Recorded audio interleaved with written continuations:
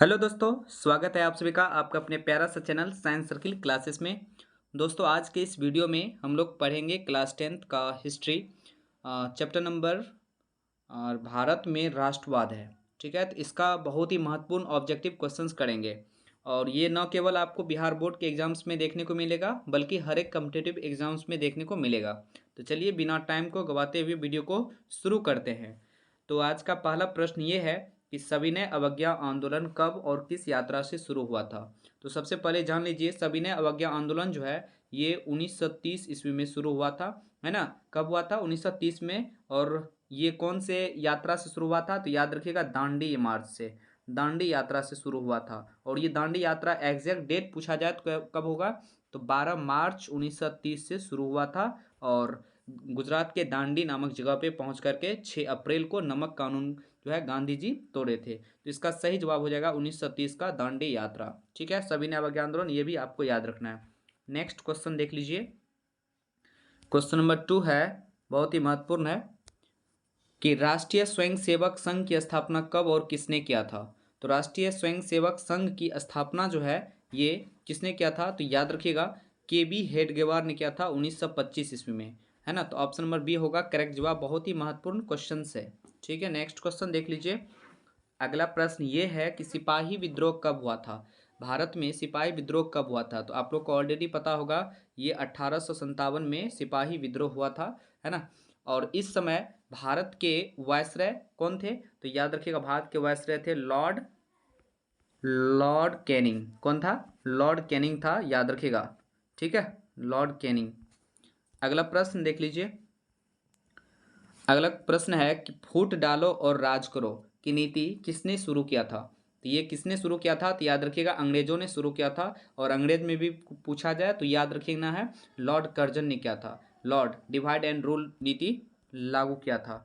Next question बहुत ही महत्वपूर्ण है, भारतीय राष्ट्रीय कांग्रेस के पहले अध्यक्ष कौन थे। तो सबसे पहले भारतीय राष्ट्रीय कांग्रेस की स्थापना 28 दिसंबर 1885 ईस्वी में, याद रखना है, किया गया था। किसके द्वारा किया गया था? तो ए ओ ह्यूम के द्वारा किया गया था। ठीक है, और पूछा जाए कि कांग्रेस के प्रथम अधिवेशन की अध्यक्षता कौन करते हैं? तो डब्ल्यू सी बनर्जी यानी व्योमेश चंद्र बनर्जी ने किया था। और कहाँ पर हुआ था? बम्बई के गोकुल दास तेजपाल संस्कृत विद्यालय में हुआ था प्रथम अधिवेशन। और वो दिन पूछा जाए तो सोमवार का दिन था, ये भी आपको याद रखना है। चलिए अगला सवाल आप लोग के सामने। और इस समय भारत का वायसराय कौन होता है? तो लॉर्ड डफरिन। कौन होता है? लॉर्ड डफरिन, याद रखना है। अगला प्रश्न, जालियांवाला बाग हत्याकांड किस तिथि को हुआ था? तो आप लोग को पता है, रॉलेट एक्ट के विरुद्ध जो है ना, वो आंदोलन कर रहे थे, हड़ताल कर रहे थे पंजाब के दो स्थानीय नेता, है ना, सत्यपाल, डॉक्टर सत्यपाल और सैफुद्दीन किचलू को जो है पंजाब में अंग्रेज लोग गिरफ्तार करके उसको जेल में बंद कर देता है। तो वहाँ के जो भी मतलब सभा करने वाले लोग होते हैं उसके रिहाई के विरुद्ध में उसको जालियांवाला बाग नामक जगह पे जनरल ओडायर और माइकल ओडायर के दिशा निर्देश में गोली चलवा दिया जाता है, जिसकी वजह से हजार लोगों की मौत हो जाती है। और वो कौन सा डेट होता है? तो 13 अप्रैल 1919, याद रखना है।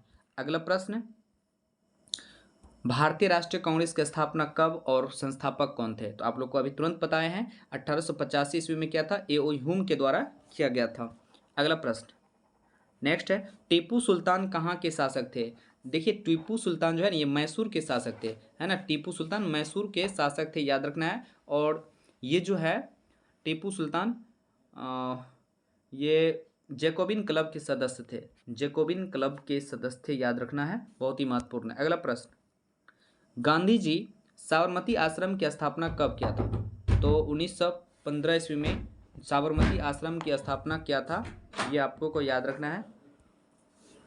ब्रह्म समाज की स्थापना किसने किया था? तो ब्रह्म समाज की स्थापना राजा राम मोहन राय के द्वारा किया गया था, 1828 ईस्वी में किया गया था, 1828 ईस्वी में किया गया था, याद रखना है। और दयानंद सरस्वती आर्य समाज की स्थापना किया था, आर्य समाज की स्थापना 1875 में किया गया था, याद रखना है। चलिए अगला प्रश्न, अगला प्रश्न है, वेदों की ओर लौटो का नारा किसने दिया था? तो वेदों की ओर लौटो का नारा दयानंद सरस्वती ने दिया था। अच्छा, इसके महत्वपूर्ण पुस्तक का नाम पूछा जाए तो सत्यार्थ प्रकाश।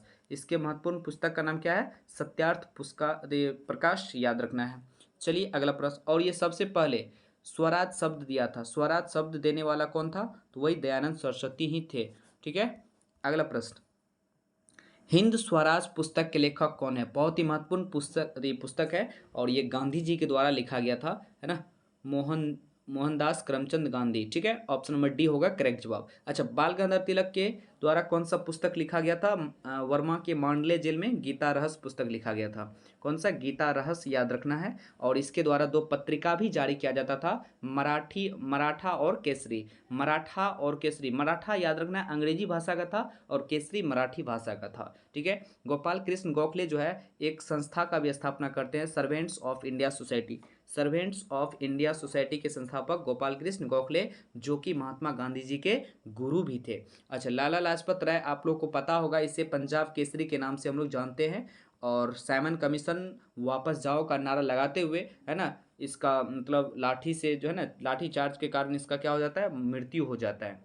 अगला प्रश्न, वल्लभ भाई पटेल को सरदार की उपाधि किस आंदोलन के दौरान दी गई थी? तो आप लोग को ऑलरेडी पता है, बारडोली सत्याग्रह हो रहा था 1928 ईस्वी में, और इसी घटना के दौरान इसको वहाँ के महिलाओं के द्वारा सरदार की उपाधि दी गई थी। नेक्स्ट क्वेश्चन देख लीजिए, पूर्ण स्वराज की मांग का प्रस्ताव कांग्रेस के किस वार्षिक अधिवेशन में पारित हुआ? तो आप लोग को पता है, जवाहरलाल नेहरू की अध्यक्षता में लाहौर में होता है, 1929 में होता है। और रावी नदी के तट पर जो है 31 दिसंबर 1929 को रावी नदी के तट पर झंडा फहराया जाता है और 26 जनवरी 1930 को गणतंत्र घोषित किया जाता है। चलिए अगला प्रश्न, अगला है, असहयोग आंदोलन का प्रस्ताव कांग्रेस के किस विशेष अधिवेशन में पारित होता है? देखिए यहाँ पर विशेष अधिवेशन पूछा जाता है। ठीक है, तो विशेष अधिवेशन कहेगा तो याद रखना है सितंबर 1920 के कोलकाता अधिवेशन। अगर यहाँ रहता वार्षिक अधिवेशन तब हो जाता नागपुर अधिवेशन। ठीक है, नेक्स्ट प्रश्न, रंपा विद्रोह कब हुआ था? तो आप लोग को पता है 1916 में रंपा विद्रोह हुआ था। अगला प्रश्न ये है कि भारतीय कम्युनिस्ट पार्टी के स्थापना किसने किया था? तो 1920 ईस्वी में भारतीय कम्युनिस्ट पार्टी की स्थापना एम.एन. रॉय के द्वारा किया जाता है, मानवेंद्र नाथ रॉय। ठीक है, और ये कहाँ किया जाता है? तो ताशकंद में। कहाँ पे? ताशकंद में, याद रखना है, बहुत ही महत्वपूर्ण है। अगला प्रश्न, लखनऊ समझौता कब हुआ? लखनऊ समझौता किस वर्ष पारित हुआ? तो 1916 में लखनऊ पैक्ट होता है, जिसमें हिंदू और मुस्लिम लीग मिलन हो जाता है और गरम दल नरम दल भी एक हो जाता है। अगला प्रश्न है, गदर पार्टी की स्थापना किसने और कब की थी? तो आप लोग को पता होगा, लाला हरदयाल के द्वारा अमेरिका के सैन फ्रांसिस्को में 1913 ईस्वी में किया जाता है। स्वर्ण सिंह भागना और लाला हरदयाल दोनों। भारत में खिलाफत आंदोलन कब और किस देश के शासक के समर्थन में शुरू किया गया था? तो आप लोग को पता है 1920 के शुरुआती दौर में और 1919 में ही किया गया था, तुर्की के राजाओं के समर्थन में। ठीक है, ऑप्शन नंबर ए होगा। अगला प्रश्न है, श्रमिक विवाद अधिनियम कब बनाया गया था? तो याद रखना 1929 में। ठीक है, मेरठ षड्यंत्र भी होता है श्रमिकों के लिए, याद रखना है। खलीफा पद की समाप्ति तुर्की में कब संपन्न हुआ था?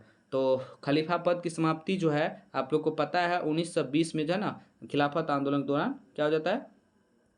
खत्म कर दिया जाता है। नहीं, 1919 में। ठीक है, ऑप्शन सी होगा सही जवाब। चलिए अगला प्रश्न, भारतीय स्वाधीनता समिति 1914 की स्थापना कहाँ की गई थी?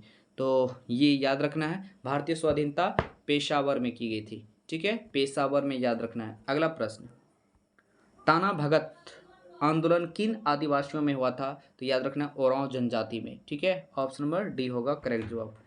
दक्षिण अफ्रीका से गांधी जी किस वर्ष भारत आते हैं? तो आप लोग को पता है 1915, 9 जनवरी 1915 को आते हैं, इसलिए कौन सा दिवस मनाते हैं 9 जनवरी को, आप लोग बताइएगा।